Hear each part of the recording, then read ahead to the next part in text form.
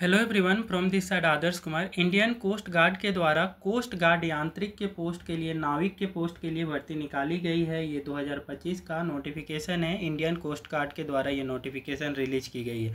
Important date में जो इन्होंने जानकारी बता रखी है कि ये फॉर्म कब से भराना स्टार्ट होगा। तो ये जो फॉर्म है आपका 11 जून 2025 से भराना स्टार्ट होगा। लास्ट आप इसको यहाँ पे 25 जून 2025 तक ही भर पाएंगे, शाम के 11:30 बजे तक। तो 25 जून 2025 से पहले आपको इस फॉर्म को यहाँ पे फिलअप कर देना है। स्टेज 1 की जो एग्ज़ाम इसमें कंडक्ट करवाई जाएगी वो सितंबर मंथ में करवाया जाएगा, ठीक है। तो प्री का जो एग्ज़ाम होगा वो सितंबर 2025 में करवाया जाएगा। स्टेज 2 का जो एग्ज़ाम होगा कोस्ट गार्ड का वो आपका नवंबर 2025 में करवाया जाएगा। और स्टेज 3 का जो एग्ज़ाम होगा वो फरवरी के एग्ज़ाम में आपका फरवरी 2026 में करवाया जाएगा। एडमिट कार्ड एग्ज़ाम के कुछ दिन पहले अवेलेबल करवा दिया जाएगा।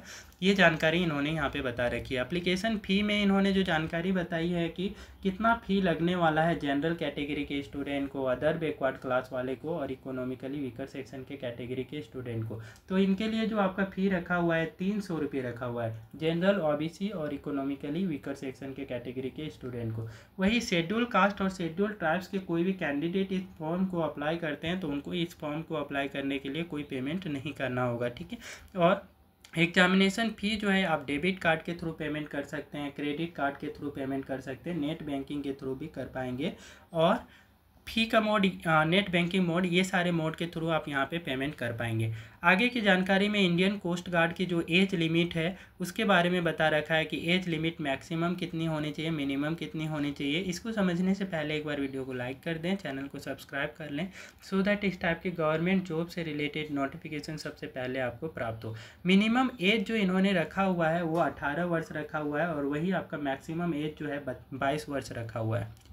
आप यहाँ पे नाविक जीडी के पोस्ट के लिए अप्लाई करना चाहते हैं तो आपका जन्म जो है वो 1 अगस्त 2004 से लेकर के 1 अगस्त 2008 के बीच में होना चाहिए, तभी आप इस पोस्ट के लिए अप्लाई कर सकते हैं। नाविक जीडी के पोस्ट के लिए, यांत्रिक के पोस्ट के लिए आप अप्लाई करना चाहते हैं तो यांत्रिक के पोस्ट के अप्लाई करने के लिए आपका जो जन्म है वो आप 1 मार्च 2004 से 1 मार्च 2008 के बीच में होना चाहिए, तभी जा कर के आप इस फॉर्म को आप यहाँ पे अप्लाई करने के लिए एलिजिबल होंगे।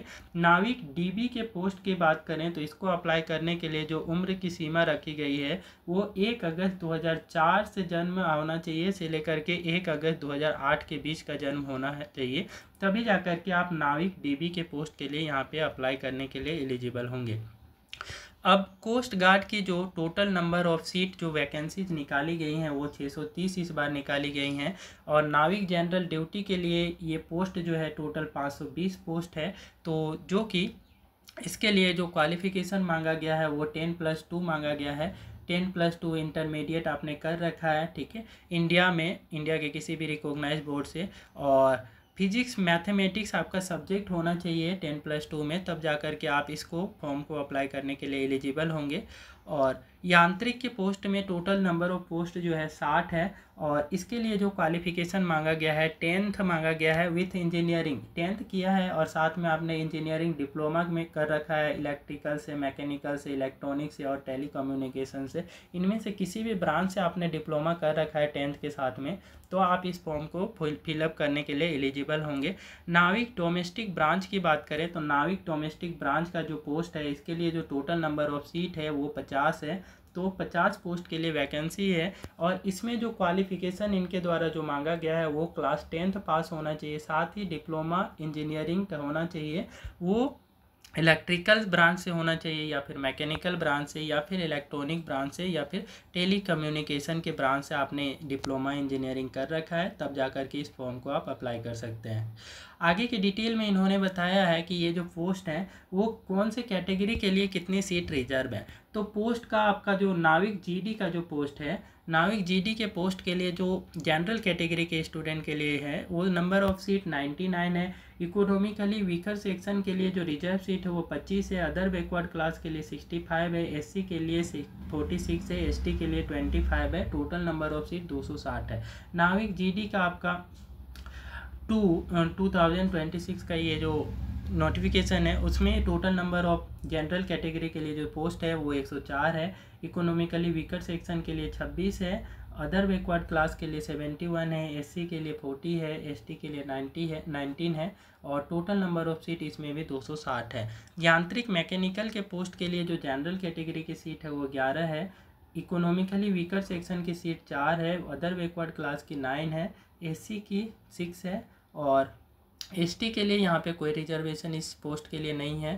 टोटल नंबर ऑफ सीट जो है कि 30 पोस्ट के लिए यहाँ पे यांत्रिक मैकेनिकल का पोस्ट निकाला गया है। यांत्रिक इलेक्ट्रिकल का जो पोस्ट है इसमें जो जनरल कैटेगरी के स्टूडेंट हैं उनके लिए 4 सीट है, इकोनॉमिकली वीकर सेक्शन के लिए 1 सीट है, अदर बैकवर्ड क्लास के लिए 2 सीट है, एससी के लिए 2 सीट रिजर्व है और एसटी के लिए 2 सीट रिजर्व है। टोटल 11 पोस्ट के लिए ये आपका 11 सीट निकाली गए हैं। और यांत्रिक इलेक्ट्रॉनिक की बात करें तो इसमें जनरल कैटेगरी के लिए 9 सीट हैं, वही इकोनॉमिकली वीकर सेक्शन के लिए 1 सीट रिजर्व है, अदर बैकवर्ड क्लास के लिए 3 सीट रिजर्व है, एससी के लिए 5 सीट रिजर्व है, एसटी के लिए 1 सीट रिजर्व है। टोटल नंबर ऑफ सीट जो है इस बार टोटल नंबर ऑफ पोस्ट 19 देखने को मिल रहा है। नाविक टीबी के बात करें तो इसमें जो टोटल नंबर ऑफ पोस्ट जो है 50 है, जिसमें से जनरल कैटेगरी के लिए 20 सीट रिजर्व हैं और इकोनॉमिकली वीकर सेक्शन के लिए 5 सीट रिजर्व है और अदर बैकवर्ड क्लास के लिए 16 सीट रिजर्व है, एससी के लिए 8 सीट है और एसटी के लिए 1 सीट रिजर्व है। तो ये आपका रिजर्वेशन कौन से कैटेगरी के लिए कितना है वो इन्होंने यहाँ पे कंप्लीट जानकारी बता रखी है। तो आप जिस भी कैटेगरी से बिलोंग करते हैं अपनी कैटेगरी को यहाँ पे सेलेक्ट करके उसको अप्लाई करेंगे तो आपका रिजर्वेशन का यहाँ पे आप बेनिफिट ले पाएंगे। तो इस टाइप की और भी गवर्नमेंट जॉब से रिलेटेड नोटिफिकेशंस पाने के लिए कृपया वीडियो को लाइक करें, शेयर करें और चैनल को सब्सक्राइब कर लें।